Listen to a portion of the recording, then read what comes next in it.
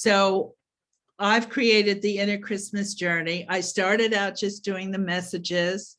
And then about 4 years into the messages, somebody said, well, what about Inner Advent? And I thought, wow, what about Inner Advent? And I put together this process. It took me, from the end of the Holy Nights one year to the beginning of Advent the following year to really understand, to have been living with the question, what is Inner Advent in the reality of the Holy Nights? Not in the reality of the Nativity, in the reality of the inner experience of the individual during the Holy Nights. And then the same occurred with, well, if there's Inner Advent, there should be Inner Epiphany. And it's just like working with the question. And receiving the inspirations. So one big question here is, we start out with, what are the Holy Nights? Why do they matter? What is wisdom? And wisdom has a formlessness. It has no distinct, defined meaning or purpose. An incarnation has a destiny to fulfill. Wisdom does not have a specificity to it. It takes on the form necessary to the moment. So you don't sit around holding on to wisdom. It's never passive, it's active. And it always reveals and encourages the truth, beauty, and goodness that is living and becoming. And wisdom, this last statement, wisdom is called forth by suffering and wonder. I have always found tremendous inspiration in Rudolf Steiner saying, wisdom is crystallized suffering. Excuse me.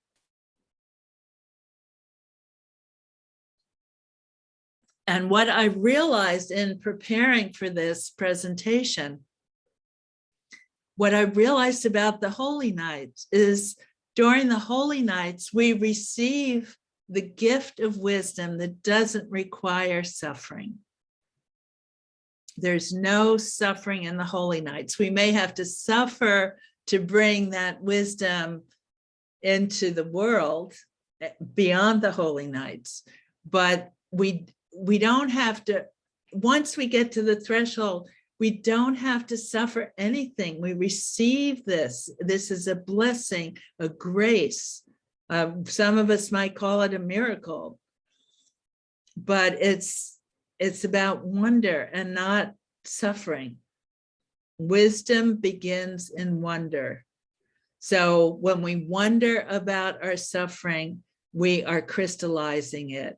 And when we go into the Holy Nights with pure, that kenosis, that wonder that is empty of any personal story or agenda, we receive phenomenal gifts of wisdom from the spiritual world.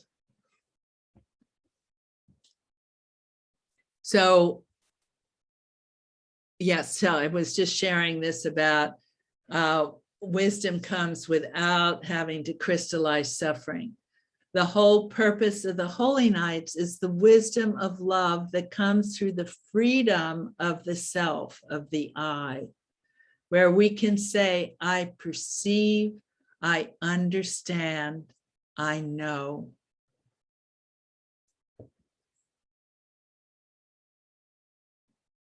So what is this journey? I've shared a lot of it. It's a wisdom path. All aspects of the yearly pause between the meaning of the old year and the purpose of the new year, between the old you and the yet to be new you. It's a clear process for your inner work. I provide guidelines and support through your inner Advent, through the Holy Nights and the messages, and through Inner Epiphany.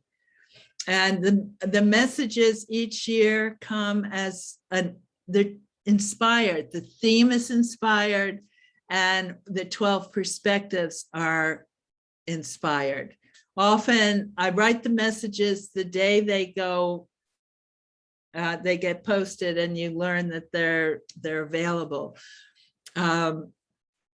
And I do this, many of, certainly the cosmic predictions, the preparation for people who guide personal predictions, they're pre-printed, they're thought through before the Holy Nights. And if you're going to go into the wisdom gesture of the Holy Nights, it has to be in the moment.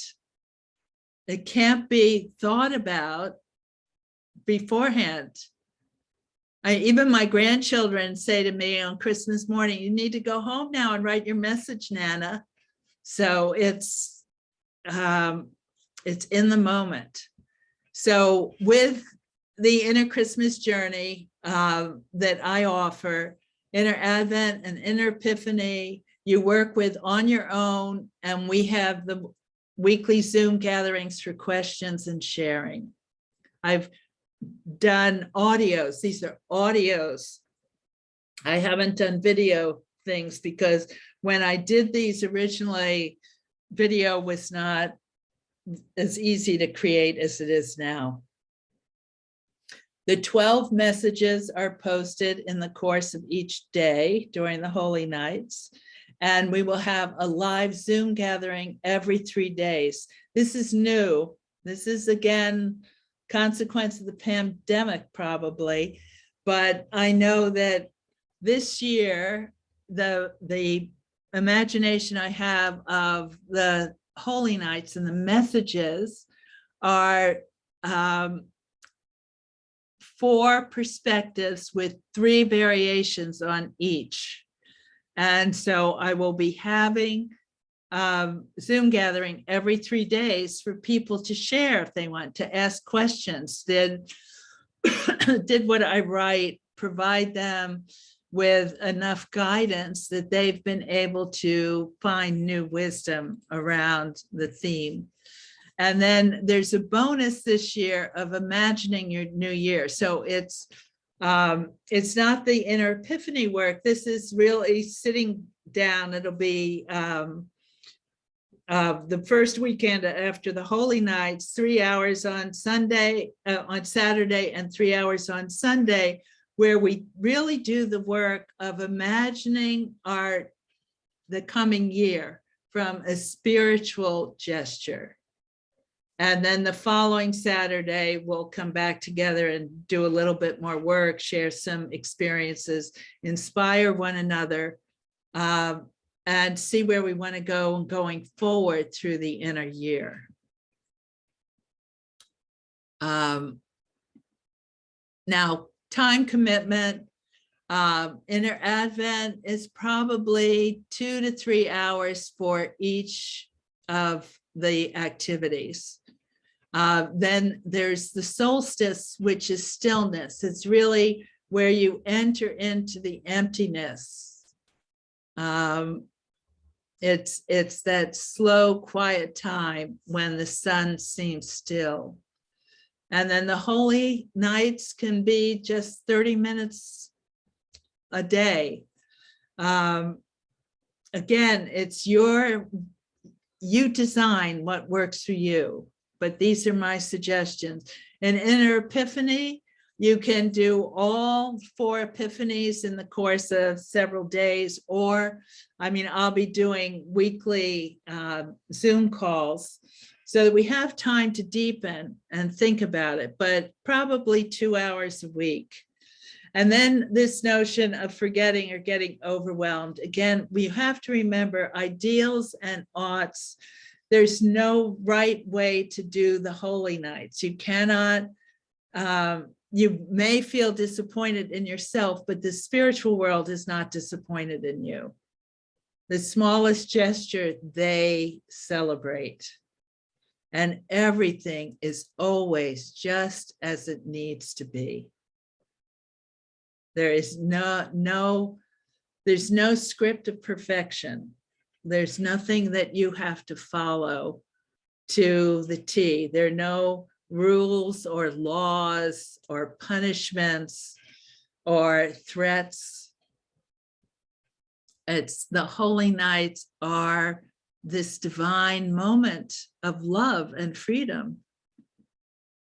And I charge for the access to the journey, and it's $97 or 2 payments of $52. And I have great respect for financial integrity. So if this is too much for anyone, just send me an email and let me know.